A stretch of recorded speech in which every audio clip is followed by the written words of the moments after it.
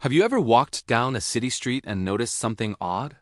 Windows peeking out from below the pavement, doors that lead to nowhere, entire ground floors seemingly swallowed by the earth.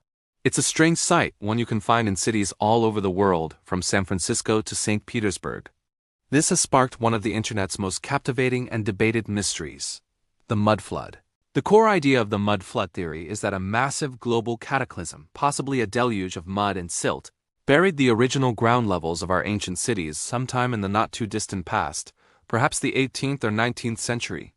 Proponents of this theory point to these buried structures as irrefutable proof. They argue that these aren't basements. They are the original first floors of magnificent buildings now lost beneath our modern streets. They ask a simple question: why would anyone build a beautiful, ornate window just to bury it underground?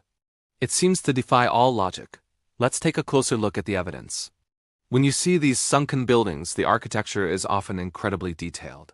We're talking about grand classical-style structures, sometimes called Tartarian architecture, that seem far too advanced for the era they were supposedly built in. The theory suggests these buildings are relics of a lost, highly advanced global civilization, the Tartarian Empire, which was wiped out and erased from history by this mud flood event. The survivors, or a new ruling class, then supposedly rebuilt on top of the mud, claiming these older, grander buildings as their own creations and rewriting history to fit their narrative. Photos from the 1800s often show city streets that are unpaved, muddy, and chaotic. Mud flood theorists see this not as evidence of early developing cities, but as the immediate aftermath of the cataclysm. They point to images of people clearing away thick layers of mud from around these grand buildings, suggesting they are excavating, not constructing.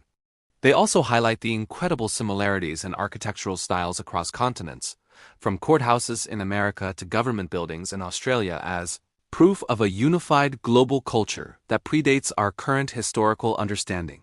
But as with any great mystery, there's another side to the story. Mainstream historians and architects offer more conventional explanations for these sunken floors. One of the most common is the gradual raising of street levels over time. Think about it: for centuries before modern sanitation and paving, cities were messy. When a road needed repair, the easiest solution was often to just lay a new layer on top of the old one. New pipes for water, gas, and eventually electricity were laid, and the street level rose with them. Over decades and even centuries, a building's original ground floor could easily end up below the new street level. What was once a grand entrance becomes a basement door. Another factor is a phenomenon called subsidence, where the ground beneath a heavy building naturally sinks over time. This is especially common in areas with soft soil or reclaimed land. The building settles, and the lower portions sink below the surrounding grade. Architects also point out that what we see as buried windows might have originally been designed as areaways or light wells. These were common features in the 18th and 19th centuries, designed to bring natural light and ventilation into a building's basement or cellar, which was often used as a kitchen, servants' quarters, or workspace. So that window wasn't meant to have a view of the street, but to illuminate a functional below-ground space. Let's consider the concept of soil creep as well. On hillsides, soil and rock move slowly downhill under the force of gravity. Over many years, this can cause soil to build up against the downhill side of a building, partially burying its lower levels. This is a well-documented geological process that can explain some, but not all, of these instances. So where does that leave us? On one hand, we have a tantalizing theory of a lost civilization and a global cover-up, supported by the visually compelling evidence of these buried buildings. It's a narrative that taps into our feeling that the official version of history might be incomplete, that there are secrets hidden just beneath the surface of our modern world. It's an epic story of destruction and rebirth. On the other hand, we have a series of more mundane, but scientifically grounded, explanations. Urban development, rising street levels, subsidence, and clever architectural design.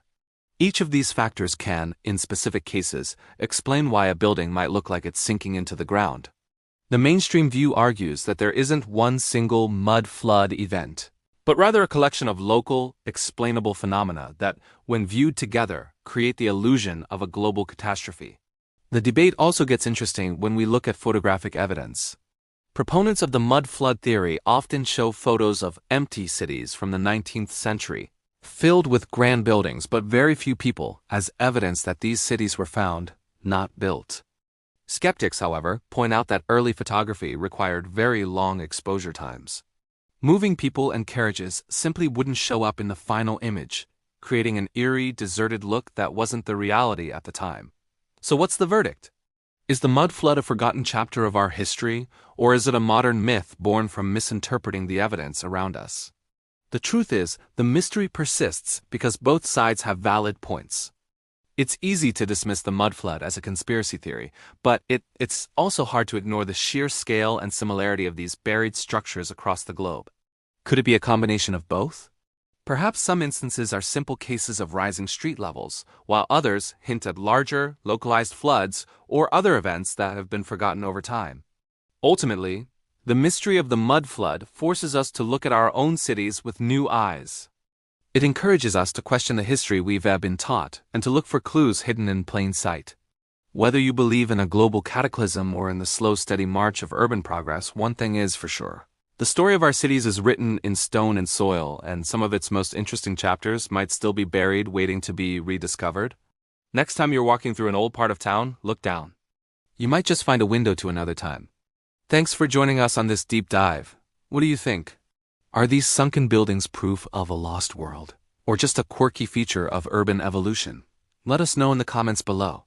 And if you enjoy exploring history's greatest mysteries, make sure to like, subscribe, and hit that notification bell so you never miss an episode. See you next time.